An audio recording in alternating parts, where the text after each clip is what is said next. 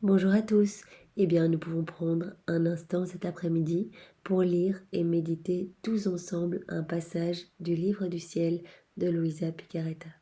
Au nom du Père qui m'a créé, du Fils qui m'a sauvé et du Saint-Esprit qui me sanctifie. Amen. Jésus, je me plonge dans ta divine volonté et je viens te supplier de me remplir de tout ce que tu es toi. Remplis-moi de ta présence, de ta lumière, de ton Esprit Saint, de ton amour. Viens Jésus, viens dans tout ce que je suis, viens dans mes mains, viens dans mes regards, viens dans mes paroles, viens dans mon souffle, viens dans mes pensées. Viens dans mes battements de cœur. Je voudrais que ce soit toi dans mes pieds, Jésus, pour que je ne marche que vers toi, que vers ma sanctification, que vers des âmes à te ramener. Viens Jésus, je veux que toute ma vie puisse te glorifier. Tu es mon pilier, tu es mon bien, tu es mon tout, et je t'offre ce que je suis, ma volonté propre. Je te supplie d'enchaîner ma volonté au pied de ton trône pour que je n'en fasse plus usage. Jésus, parce que je me rends compte que cette volonté, elle ne m'amène qu'à la chute, qu'au péché. Alors je n'en veux plus. Jésus, vraiment, viens déraciner de mon cœur tout ce qui provient de ma volonté propre et viens vraiment établir uniquement des belles choses. Jésus, viens recréer cet espace pour que toi, tu puisses t'y sentir bien dans mon âme et que tu puisses venir avec le Père, le Saint-Esprit, agir à partir de mon cœur, à travers toute mon humanité. Que tout te rende gloire, Jésus, et viens particulièrement dans ce moment, parler à travers ma bouche, méditer ce passage du livre du ciel que tu nous donnes. Vraiment, c'est un précieux trésor. Tu nous donnes cet enseignement pour nous édifier, pour nous transformer, alors que nos âmes soient disposées, que nos intelligences soient vraiment ouvertes pour recevoir Jésus, et que chaque mot puisse porter du fruit, que nous puissions nous rapprocher de toi, que notre âme puisse s'édifier, grandir en sainteté, que nous puissions jour après jour, passage après passage, grandir en intimité avec toi. Et ne désirer plus que toi, Seigneur. Vraiment, il n'y a que toi qui est important. Alors vraiment, donne-nous ce détachement pour les choses du monde. Viens vraiment opérer cette grande purification et que vraiment nos yeux ne soient fixés que sur toi, que tout soit porté à ta contemplation, Seigneur. Merci Jésus de venir maintenant méditer à travers ma bouche et de m'envoyer ton Esprit Saint pour que je puisse rester vraiment dans ta vérité. Alors le passage est celui du 1er novembre 1915. Ce matin, donc c'est Louisa qui parle, sans se faire attendre, mon doux Jésus est venu. Il était palpitant et agité. Se jetant dans mes bras, il me dit « Ma fille, donne-moi du repos, laisse-moi déverser de l'amour. » Voyez Jésus, en fait, recherche des âmes qui l'aiment, des âmes qui s'ouvrent à lui, qui veulent l'accueillir pour pouvoir déverser son amour. Et Jésus veut donner son amour à chacun. Jésus est brûlant d'amour pour chacune des âmes. Malheureusement, comme nous le savons, il y a beaucoup d'âmes fermées qui ne veulent pas de l'amour de Jésus. Et Jésus, c'est ce qui le fait le plus délirer. Il souffre atrocement de ne pas pouvoir déverser ces torrents de grâce, de bénédiction dans les âmes, parce que les âmes sont trop froides et indifférentes. Alors il dit, s'il te plaît, ouvre-moi ton cœur, que je puisse déverser tout cet amour que les autres ne veulent pas dans ton cœur à toi. Est-ce que tu veux tout cet amour? Et vraiment, en s'adressant à Louisa, qui est notre chef de file, Jésus s'adresse cet après-midi à chacun de nous et nous demande vraiment de faire ce pas vers lui pour lui dire « Jésus, je t'aime, tu es mon tout, vraiment je n'aime que toi, je veux t'ouvrir mon cœur et vraiment que tu viennes déverser tout ce que les autres rejettent, tu peux me le donner à moi je prendrai tout Jésus, vraiment remplis-moi de tout ce que les autres ne veulent pas et j'y ajouterai mais je t'aime Jésus et je te réoffrirai tout au nom de tous pour que tu te sentes glorifié et aimé au nom de tous. » Alors Jésus continue, si ma justice veut se déverser, elle peut le faire sur toutes les créatures.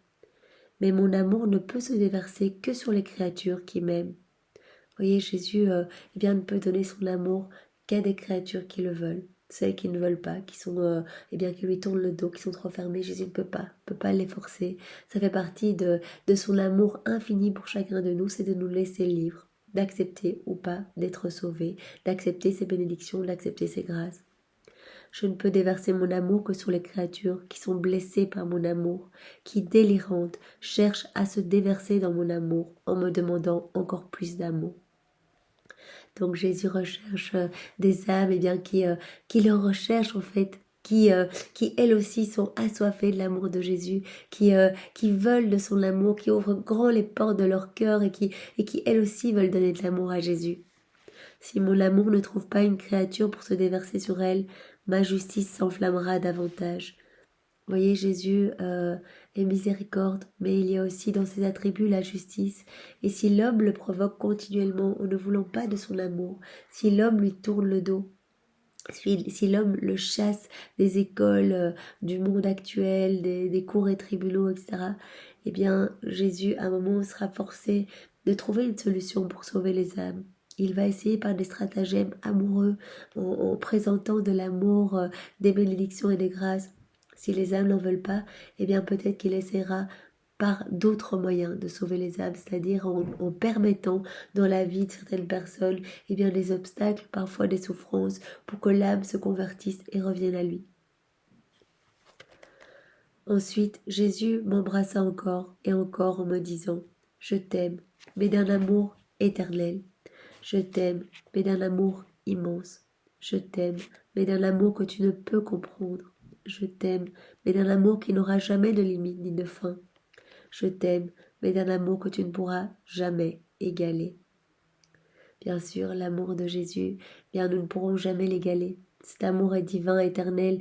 Nous savons tous que Jésus a souffert lors de son passage sur la terre, dans son humanité, mais aussi sa passion éternelle dans sa divinité qui continue continuellement chaque jour, aujourd'hui, tout le temps. Cette passion est éternelle, ne s'arrêtera jamais. Voilà, chacun de nos mauvais mouvements, chacun de nos mauvais pas, de nos mauvais regards, de toutes nos mauvaises paroles, eh bien tout fait souffrir Jésus atrocement dans sa divinité, parce que ce sont des actes dissociés de sa divine volonté, et donc nous n'avions pas été créés pour cela au départ.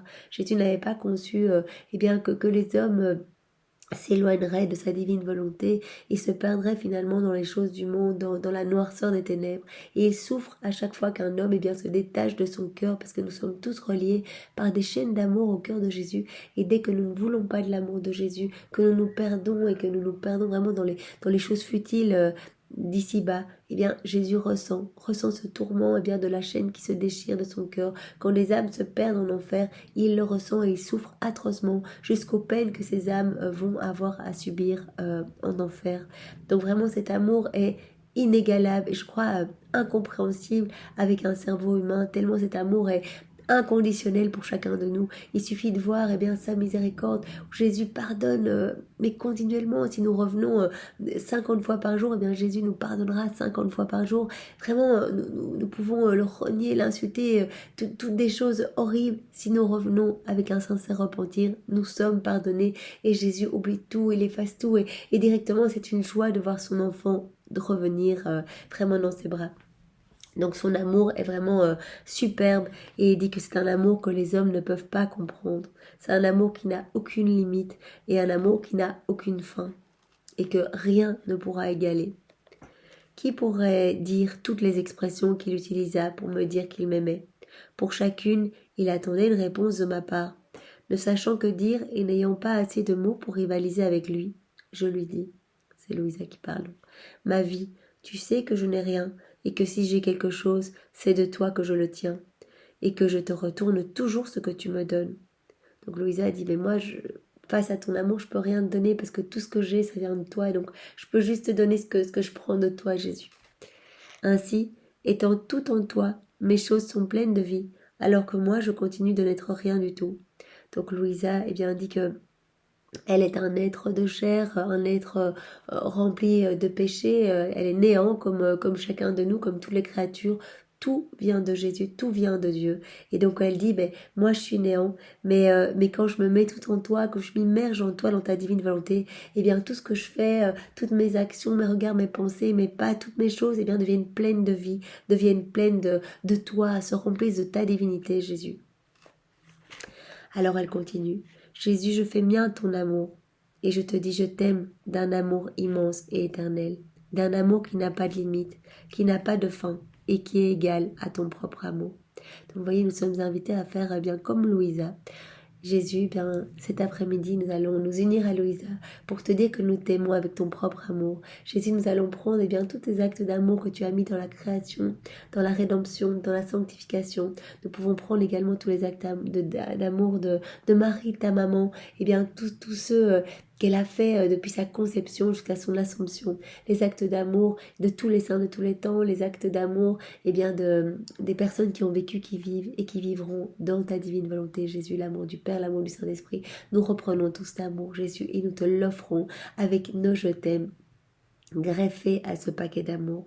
Et comme nous t'offrons ce paquet d'amour constitué avec ton amour à toi, eh bien, nous pouvons te dire que nous t'aimons, Jésus, d'un amour immense et éternel, et d'un amour qui n'a pas de limite, qui n'a pas de fin, et qui est égal à ton propre amour.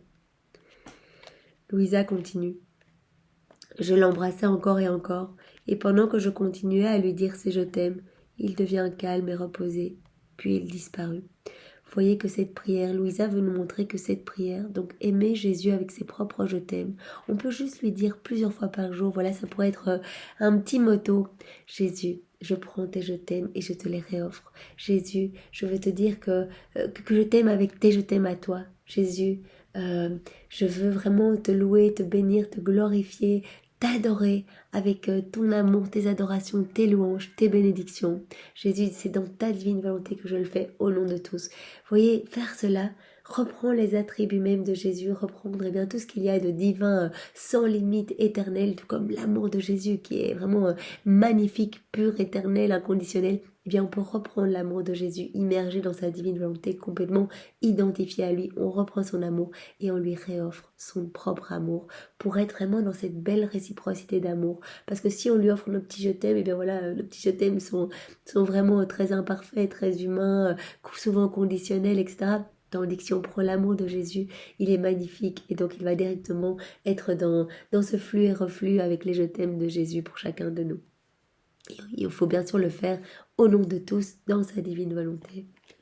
Et vous voyez que lorsqu'on lui dit je t'aime avec ses propres je t'aime, eh bien ça calme Jésus. Jésus qui s'était montré à Louisa, eh bien tout haletant, en souffrance, il était arrivé voilà, se jetant, palpitant, agité, se jetant dans les bras de Louisa et lui disant ma fille, donne-moi du repos, donne-moi du repos. Ça veut dire que Jésus est fatigué de voir bien, les âmes qui le blasphèment, les sacrilèges, de voir les hérétiques, les personnes qui ne veulent pas de lui. Et il attend bien, d'avoir des âmes qui s'ouvrent, qui l'aiment avec son propre amour.